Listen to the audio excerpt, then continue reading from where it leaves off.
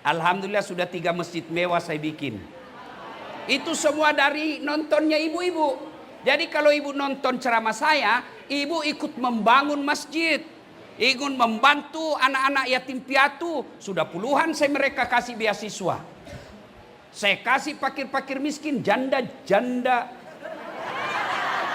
tua. Kalau muda banyak yang mau selamatkan ya. Saudaraku yang terpilih anggota DPR, sedekahmu adalah perda. Jangan datang cuma tanda tangan tidur. Ada perda yang mau dibikin di lobi sama pengusaha, kau benarkan. Demi Allah tanda tangan itu nanti akan menyeretmu ke neraka. Dengar baik-baik para anggota dewan sebelum Bapak dilantik. Sudah? Bukannya bulan 10, tanggal 10. Tak? Iya, belum kan? Yang terpilih maksud saya. Yang sudah dan habis masanya, Bapak tinggal tanggung jawabnya itu 5 tahun. Yang belum dilantik, sebelum Bapak sesat dan saya akan diminta tanggung jawabnya nanti di akhirat, saya akan berkata, saya sudah nasihati mereka. Saya sudah beritahukan mereka. Kalau dia tidak saya beritahu, maka dia tuntut saya nanti di akhirat. Ya Allah, saya tidak tahu. Saya tidak pernah diberitahu dasar latif. Maka saya akan berkata, bohong. Saya sudah kasih tahu di rumahnya Pak Jaya. Iya.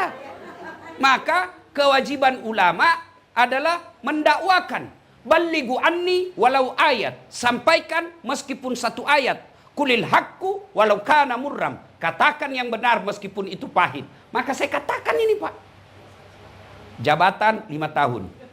Dan demi Allah selama 5 tahun itu Pak, potong tangan saya kalau gajinya Bapak bisa beli private jet. Kecuali Bapak korupsi. Korupsi pun kayaknya tidak mampu Pak. Iya toh? Maka salah Bapak kalau mau jadi anggota DPR, mau jadi kaya. Salah. Pasti mencuri. Pasti mencuri. Tapi kalau Bapak mau kaya, jadi pengusaha tambang. Kaya itu. Tapi kalau jadi anggota DPR, Bapak harus niatkan, mewakafkan pikiran, hati, dan waktu untuk mengabdi. Namanya wakil rakyat. Sidin sabarataan. Ulun mau tanya. Kalau ada wali kota dengan wakil wali kota tinggi mana? Hah? Mana tinggi wakil? Swedia itu Pak, wakil rakyatnya lebih rendah gajinya daripada PNS kalau di Indonesia. Apa kata mereka rakyat? Ngapain kami gaji mereka tinggi-tinggi? Untuk apa kami gaji tinggi-tinggi? Nggak, kerjanya juga nggak jelas. Kami yang bayar pajak. Lalu kamu nggak urus kami, untuk apa kau digaji tinggi-tinggi? Maka kalau Bapak mau kaya, salah kalau jadi anggota DPR. Tapi kalau cari amal dan sedekah, itu tempatnya paling cocok. Bagaimana cara bersedekahnya? Bukan sedekah dengan bagi-bagi jilbab. Berapa gajinya Bapak?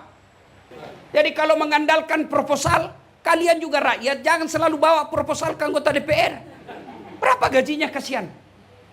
Datang ini Pak Dewan yang terhormat. Ini ada kasihan. Gajinya berapa? Maka anggota DPR sedekahnya adalah pengabdian. Pengabdiannya bicara. Bapak tahu posisinya anggota DPR kalau kita berjamaah?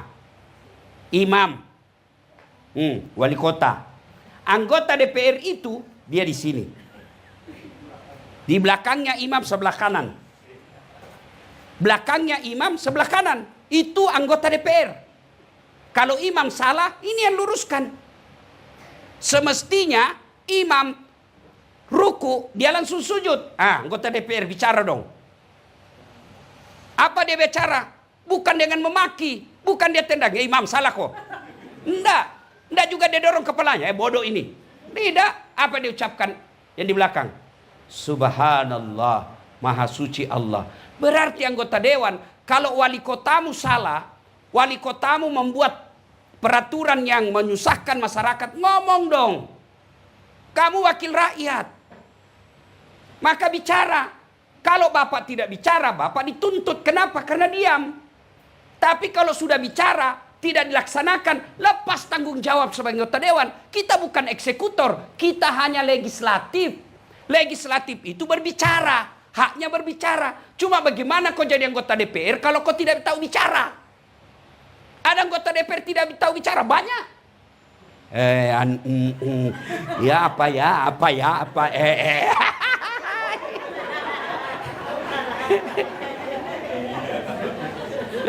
Benar Pak. Anggota dewan itu kalau bicara belajar demokrasi, anggota dewan itu memang dia bicara. Hak konstitusinya dilindungi undang-undang. Bapak bicara dalam gedung DPR, itu dilindungi undang-undang. Maka kalau berbicara, bela hak rakyat, jangan diam. Saudara dipilih bukan di lotre, meski kami tak kenal siapa saudara. Kami tak peduli karena suara diam, suara suara ha. Itu kan dibilang Iwan Fals, wakil rakyat bukan rusnya merakyat. Jangan tidur waktu sidang soal rakyat. Sudah digaspol hari ini. Untung Bapak ada di sini. Untung Bapak hadir. Supaya apa? Ada peringatan. Inilah yang disebut amar ma'ruf nahi mungkar. Inilah yang disebut saudara sejalan, seiring seperjuangan. Inilah yang disebut watawasau bil haq, watawasau bis sabar. Nah, cuma salahnya anggota dewan kita prestise, gengsi, wibawa. Mau dibilang anggota dewan, itauwah. Kalau orang di Sulawesi, itauwah. Anggota dewan, itauwah. Wih, hebatnya. Meskipun tidak tahu itu bicara. Dewan ngomong Pak. Saya menyarankan kepada anggota DPR, senjata paling ampuh Bapak adalah ngomong. Dialog. Wakil rakyat, penyambung lidah rakyat. Apa maunya rakyat, Bapak ngomong. Maka saya sarankan kepada Pak Jaya, anggota DPR Nasdem setingkat provinsi, kumpul mereka, latih mereka public speaking. Latih mereka berbicara. Bagaimana meyakinkan? Itu kerjaan saya Pak. Bapak lihat saya ceramah. Coba lihat ceramah saya. Hampir semua golongan senang. Dari orang tua sampai anak-anak kecil senang dengar ceramah saya. No dimaki-maki dia tidak tersinggung. Coba lihat di ceramah YouTube saya. Mana ada yang berani maki-maki jenderal? Kenapa? Karena saya punya public speaking. Bicara yang baik. Sampaikan tujuan kita tanpa menyinggung perasaannya orang. Ini Bapak harus punya. Bayangkan kalau Bapak pidato, kampanye, meyakinkan orang. Insya Allah. Kalau niatnya membela rakyat, Bapak di penjara sekalipun jihad, itulah penjara seperti yang dialami oleh Nabi Yusuf. Maka Bapak-bapak dewan yang mulia, jadikan jabatan sebagai anggota dewan sedekah buat rakyat. Bayangkan kalau Bapak bikin, kan DPRD itu punya 3 fungsi. Pertama namanya fungsi legislasi. Membikin undang-undang kalau dia DPR. Kalau dia di daerah DPRD namanya. Perda namanya. Dia yang bikin. 2 itu ada hak inisiatif, ada hak dari pemerintah masukkan. Wali kota masukkan, dipelajari, dilihat. Maka disebut Ramperda, rancangan peraturan daerah. Anggota DPR punya inisiatif sendiri. Ini bikin. Lalu diajukan, diterima, ketok palu, tak. Pemerintah laksanakan, diawasi oleh Satpol PP. Itu satu, hak legislatif. Yang kedua disebut fungsi budgeting. Apa itu? Mengatur keuangan. Itulah sebabnya dia pergi reses. Cuma kadang-kala anggota DPR kita resesnya palsu. Ada fotonya. Ada tanda tangannya. Tapi di rumah dibikin. Nggak dia datang ke masyarakat. Masyarakat juga goblok. Kenapa kau tanda tangan? Cuma dikasih modal nasi bungkus harga 25.000. Pembeli bensin 100. Padahal lebih banyak lagi diambil itu anggota dewan. Siapa suruh kau panggil saya?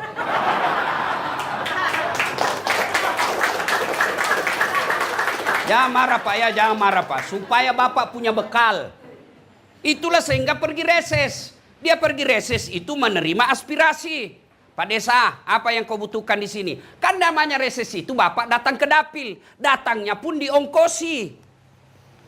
Bapak apa? Kepala desa. Desa ini apa kebutuhannya? Kami butuh jembatan Pak. Oke, sudah. Sudah itu hasil reses dipanggil kepala yang bersangkutan. PU kalau misalnya jembatan. Rumah sakit kalau misalnya kesehatan di dinas kesehatan. Panggil mereka. Nih, sudah, anggalkan. Bikin anggaran. Sekian anggarannya. Berapa jembatan? Jembatannya berapa ongkosnya? 10 miliar. Kadangkala sudah bocor di situ. Pernah dengar ceritanya? Kontraktor di akhirat. Kan ini SMS-an antara penghuni surga dengan penghuni neraka. Dia bilang penghuni surga, bagaimana kabarmu di situ? Wah, anda ada enaknya di sini. Di blender terus kita. Nggak ada kesempatan ngopi, hancur kita di sini. Kata penghuni neraka, pian di situ berapa gimana? Wah, bujur, bajak, bagus bener di sini kita. Enak, 1 laki-laki 7 bidadari. Baru dibayangkan sudah ada. Kata penghuni neraka, bolehkah kami jalan-jalan ke situ? Boleh aja. Tur, bagaimana caranya? Kata penghuni neraka, kan penghuni neraka Pak kreatif, cerdas. Gampang. Kita bikin jembatan. Kamu bikin jembatan dari surga, kami juga dari neraka bikin jembatan. Kita ketemu di tengah. Bagaimana? Setuju? Setuju. Lelang proyek. Waktu pekerjaan 3 hari. Keluar pemenang tender. Hari pertama, jembatan dari neraka sudah selesai 50%.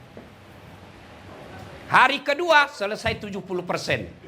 Hari ketiga, tuntas efektif efisien. Selesai. Di tengah. Sampai di tengah, penghuni neraka lihat-lihat.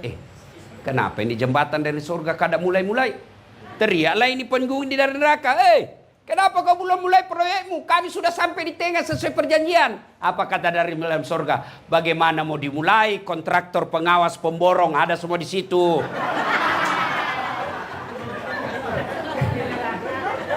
Di sini hanya penghafal Quran. Nggak tahu dia bikin kali-kali kalkulatornya selalu salah hitungan semennya. Ayo. Nah. Mereka ini Pak Dewan, reses itu fungsinya menangkap aspirasi. Apa yang diinginkan di dapil kita. Sudah itu kita panggil, Bapak Dewan punya hak untuk memanggil mitra kerja namanya. Saya tidak tahu hafal betul, komisi apa kalau pembangunan, komisi apa kalau kesehatan, komisi apa kalau ekonomi, komisi apa kalau pemerintahan. Itu sudah dibagi-bagi. Cuma kadang-kala anggota dewan dia senang komisi yang basah.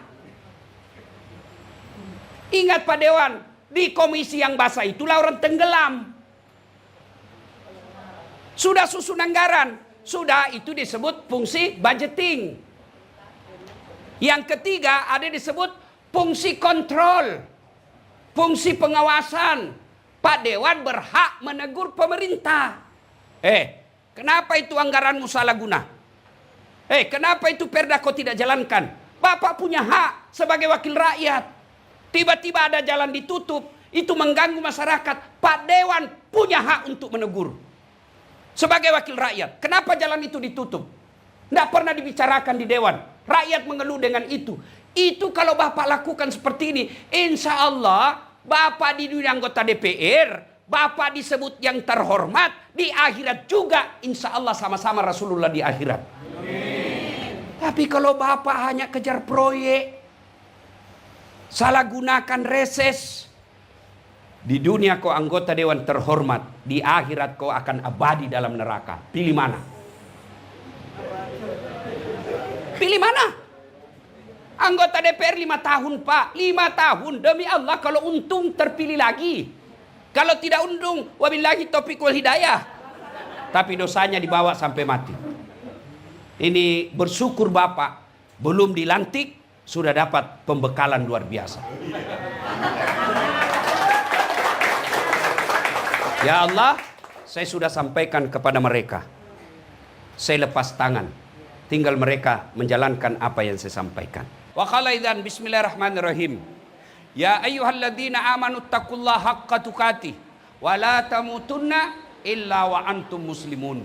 Wahai orang-orang yang beriman, bertakwalah kalian kepada Allah dengan sebenar-benarnya takwa, dan janganlah kalian mati kecuali dalam keadaan beragama Islam.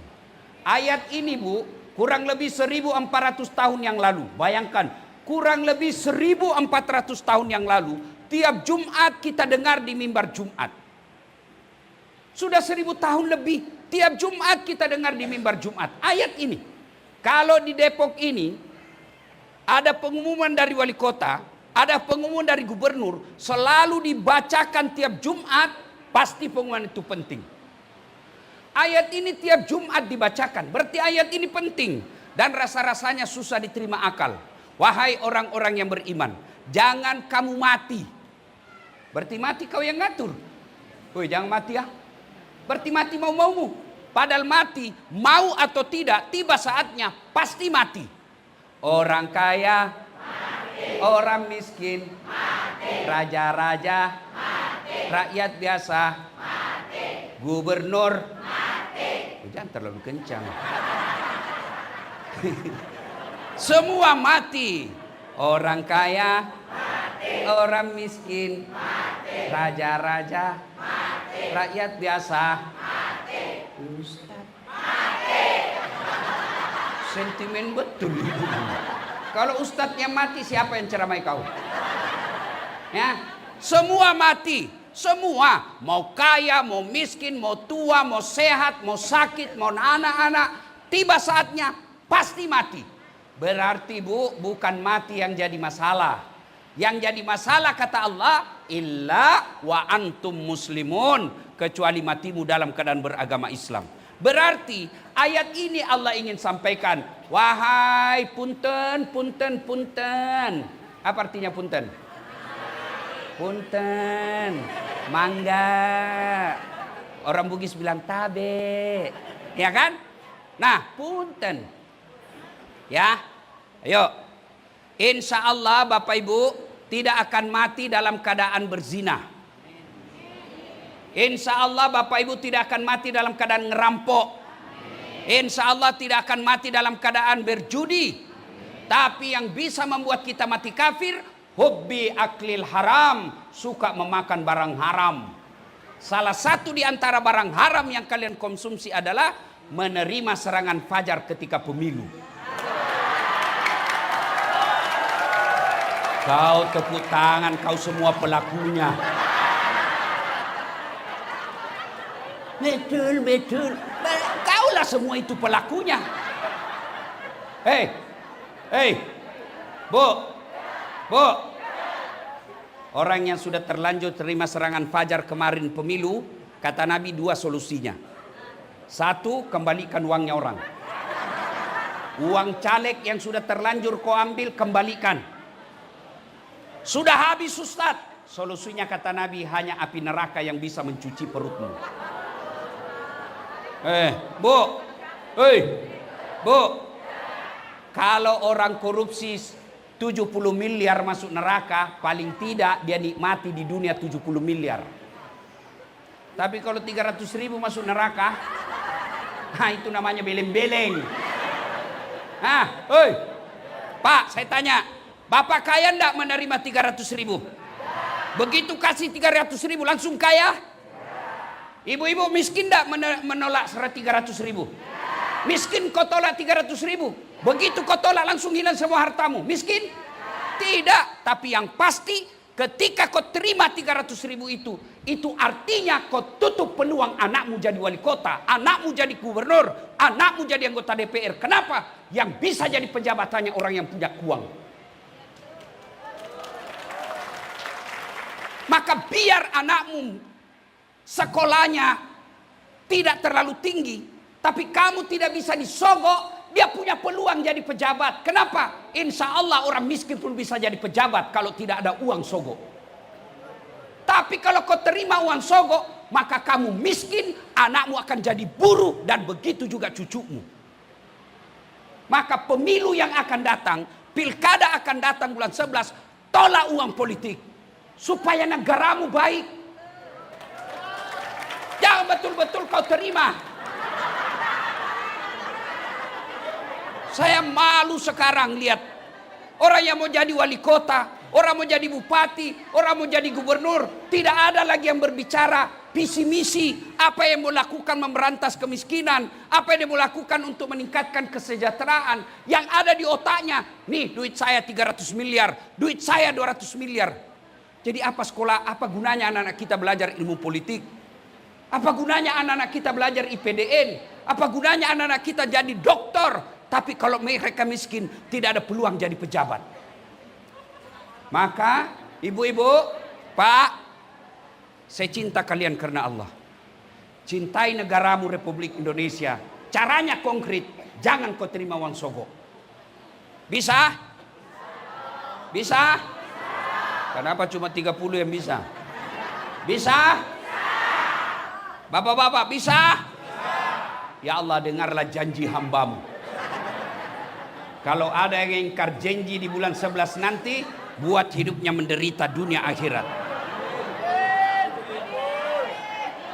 Kepada calon politisi, kepada para calon kepala daerah, jangan bodoh-bodohi rakyatmu dengan sogok mereka. Kepada para calon, silakan argumentasi muka-mukakan, tapi jangan kau sogok rakyatmu. Mari cintai Republik Indonesia dengan memberikan yang terbaik sesuai kemampuan. Dan salah satu di antaranya, hindari maksiat dalam dunia politik, yaitu sogok menyogok. Wa qala idzan, bismillahirrahmanirrahim. Innallaha wa malaikatahu yusalluna 'alan nabi. Ya ayyuhalladzina amanu sallu 'alaihi wa sallimu taslima. Sesungguhnya Allah dan para malaikatnya berselawat kepada Rasulullah Muhammad sallallahu alaihi wasallam. Maka wahai orang-orang yang beriman, bersalawatlah kalian kepada Rasulullah dengan sebaik-baik salawat. Sadaqallahul azim, maha benar Allah dengan segala firman-Nya.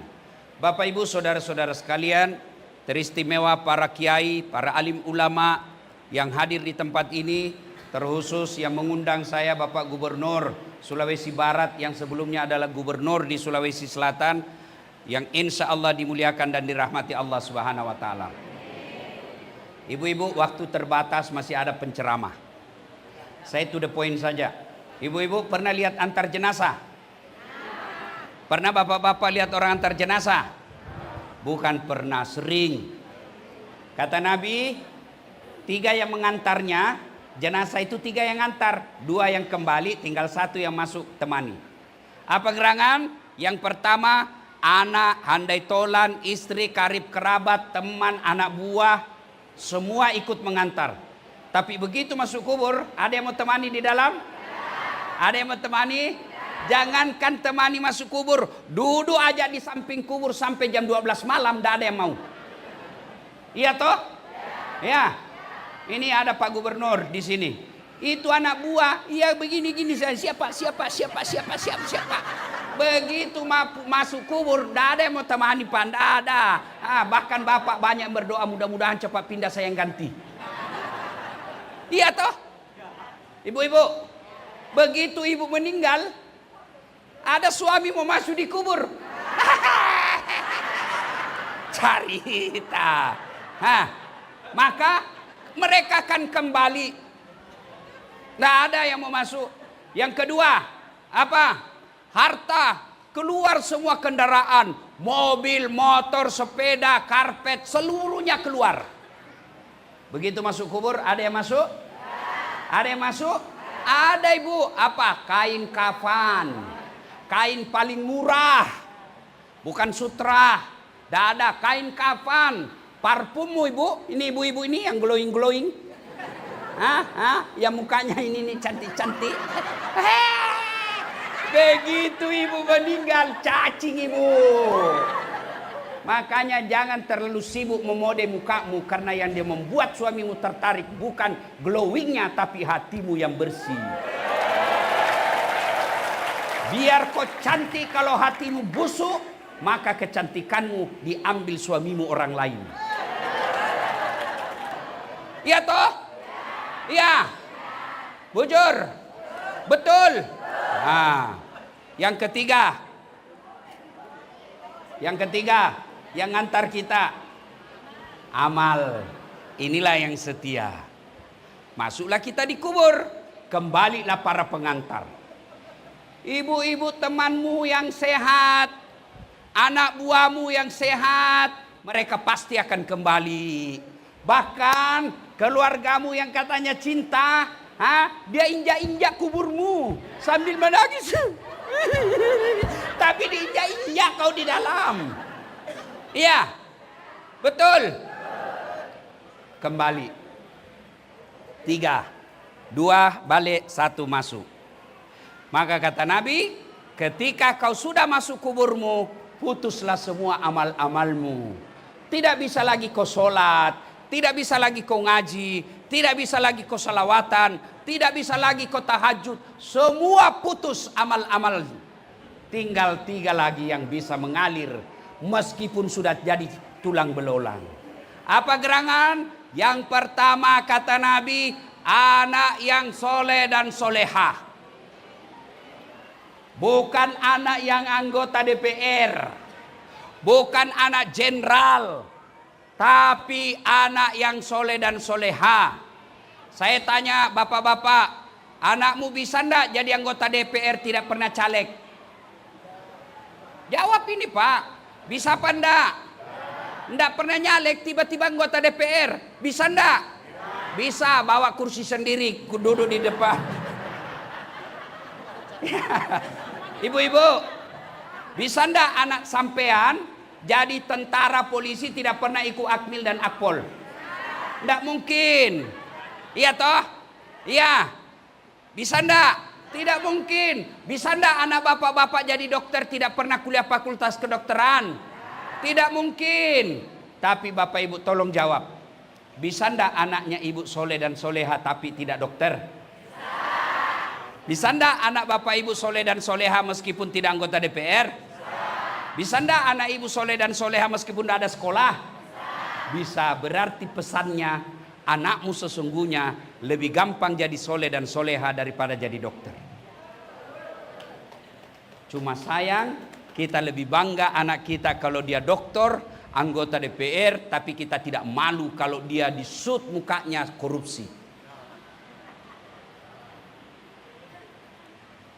Bapak-bapak, ibu-ibu, Bu, tolong jawab saya dengan jujur. Kalau ibu meninggal, siapa yang doakan ibu?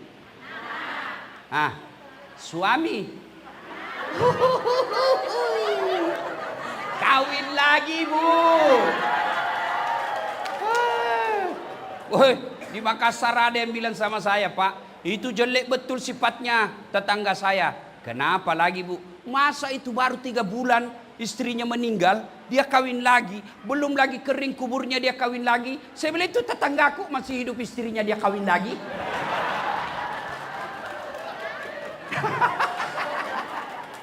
Siapa yang doakan ibu? Anak. Bapak-bapak ketika bapak meninggal, siapa yang doakan? Siapa? Temanmu. Jangankan dia doakan, ngetik doa saja dia malas. Lihat itu di grup WhatsApp. Kalau ada yang meninggal, ada yang ketik doa.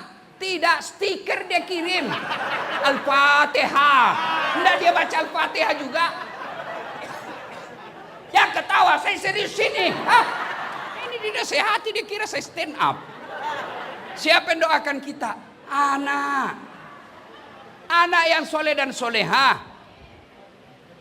Ibu bapak, lebih baik memelihara 4 kambing di rumah daripada memelihara 1 anak yang tidak bagus agamanya. Ibu-ibu tahu kambing? Tahu kambing? Tahu kambing? Tahu kambing? Itu kambing, ibu. Kakak saya di kampung itu jual beli kambing. Dia pelihara kambing, jual. Kalau ada kambingnya nakal, dia panggil penjaganya. Gak nakal itu, dia ganggu temannya. Bawa ke pasar, jual. Sampai di pasar tidak ada yang beli. Apa dia bilang? Kasih pulang, potong. Dinikmati 1 RT. Dagingnya jadi sate. Perutnya jadi coto. Pipinya sop pipi. Ekornya sop buntut. Kakinya Sop kikil. Apa? Tanduknya perhiasan, kulitnya perhiasan, bakar obat kuat.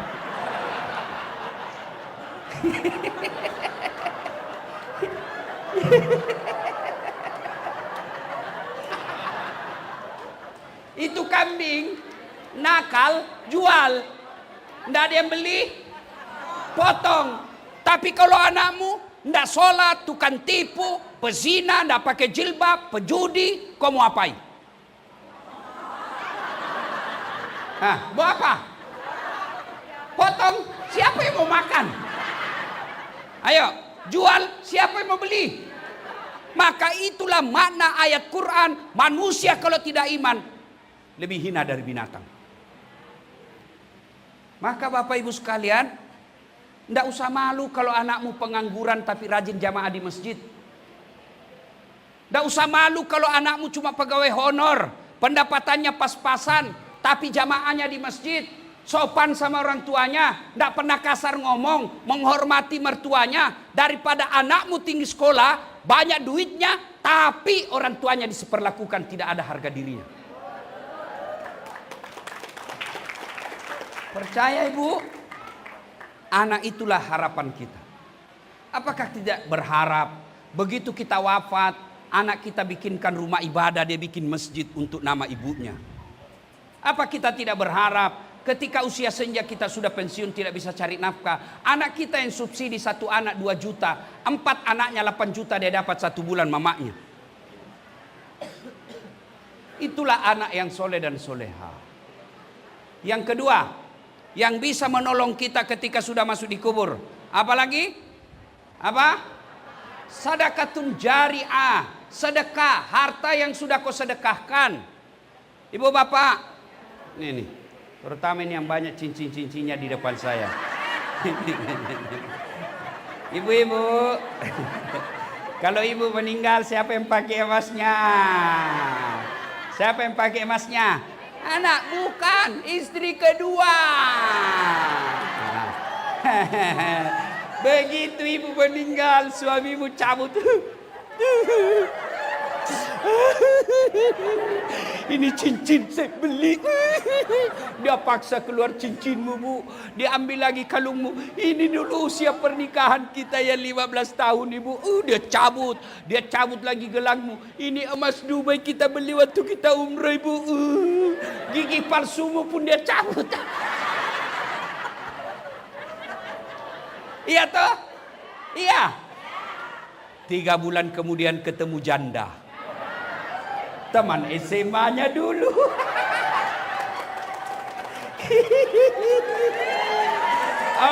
Emasmu itu dia kasih keluar dari kantor, dia bilang, "Dek, hadiah untuk kamu. Ini bekas istri saya sudah mati." Makanya daripada emasmu dipakai istri kedua, mending bawa di pesantren. Bawa di pesantren. Amal. Jangan juga kau marah kalau kita bahas istri kedua. Karena itu kan bukan haram. Istri kan saya dengar ini ceramah saya. Dia bilang, "Ustaz, kan istri saya itu kalau saya sudah ceramah dia nonton juga di YouTube." Dia bilang, mamanya cek istri saya, "Ustaz, ada ceramahmu kalau istri meninggal suami kawin lagi. Jadi nanti kalau saya duluan meninggal, Ustadz mau kawin lagi." Saya panggil dia, Bu, saya peluk-peluk, saya duduk, saya bilang, "Duduk." Saya cium-cium. Saya bilang, "Dengar baik-baik sayang ya, dengar baik-baik sayangku. Jangankan kau meninggal, kamu masih hidup saja, saya selalu berpikir kawin lagi. Apalagi kalau kau sudah mati." Ya toh Pak? Ya betul. Betul.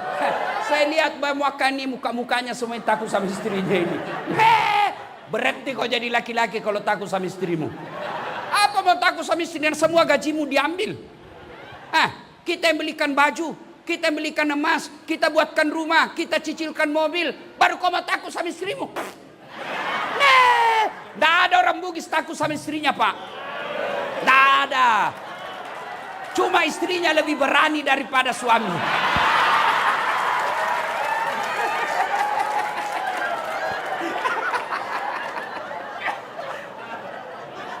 Ya, Pak, Pak, ini yang banyak mobilnya. Bapak kalau meninggal siapa pakai itu mobilmu? Anak mantu, Pak. Ya anak mantumu kalau baik, kalau dia pakai selingkuh, maka sedekahlah. Sedekah. Kenapa Bapak Ibu, tuan-tuan, puan-puan miskin? Karena kamu malas sedekah. Saya miskin. Ya karena kamu malas sedekah. Kalau kau yakin Al-Quran, itu Al-Quran memberikan ilustrasi, gambaran, perumpamaan. Kalau kau belanjakan hartamu di jalan agama Allah, ibaratnya kata Quran, kau menanam satu biji itu tumbuh 7 bulir. 7 bulir itu 7 batang. Yang setiap batangnya kata Quran menghasilkan 100 buah. Itu kata Quran, bukan kata caleg. Iya toh? Quran katakan satu Allah ganti 700 kali lipat. Sedekah itu tidak mesti semuanya banyak, sesuai kemampuan. Kalau Pak Gubernur sedekahnya 200 sak semen, ya wajar gubernur. Kalau ibu 1 sak semen 2 orang, boleh kata Allah, boleh. Kenapa ibu miskin? Ustadz, malu saya Ustadz. Masa cuma 3 nasi bungkus? Itu bisikan setan. Kalau istri gubernur nyumbang Jumat berkah 100 nasi bungkus, ya wajar.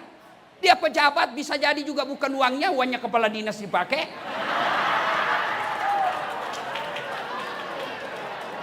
Iya toh? Ya wajar. Tapi kalau ibu penjual pecel, penjual oncom, penjual apa lagi? Untungnya cuma 50.000 sehari, tapi mampu 2 bungkus tiap Jumat, itu yang buat ibu nanti kaya. Bawa ke masjid, kirim, titip, tolong berikan Pak Ustadz dan penceramah. Penceramah makan nasinya ibu, selama darah dagingnya penceramah itu berdakwah, ibu dapat kiriman pahala.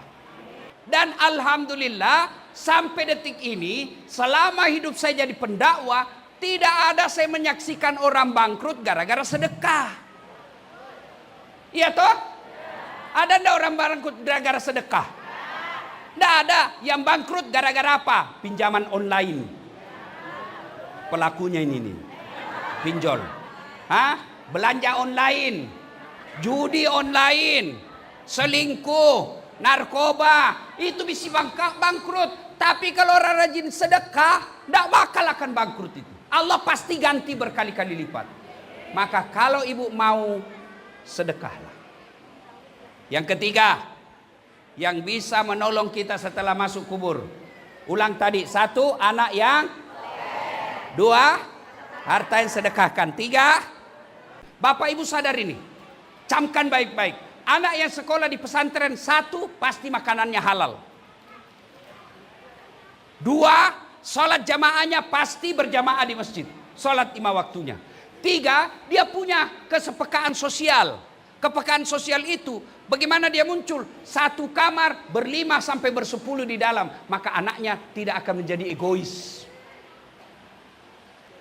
Maka Bapak, tidak ada kerugian orang yang mengirim anaknya sekolah di pesantren. Inilah tempat pertemuan 3 yang bisa menolong kita dalam kubur ini. Bapak Ibu saudara-saudara sekalian, sebenarnya banyak yang ingin kita sampaikan, tapi waktu jualah yang membatasi kita. Mudah-mudahan apa yang saya sampaikan ini ada manfaat. Mudah-mudahan kita tergugah kembali untuk menghidupkan pesantren, mengirim anak-anak kita sekolah-sekolah agama. Ya Bu, ingin rasanya berlama-lama, tapi waktu jualah yang membatasi kita. Mudah-mudahan ada manfaat. Lebih dan kurangnya mohon dimaafkan. Usikum wa nafsi bitaqwallah, fastabiqul khairat.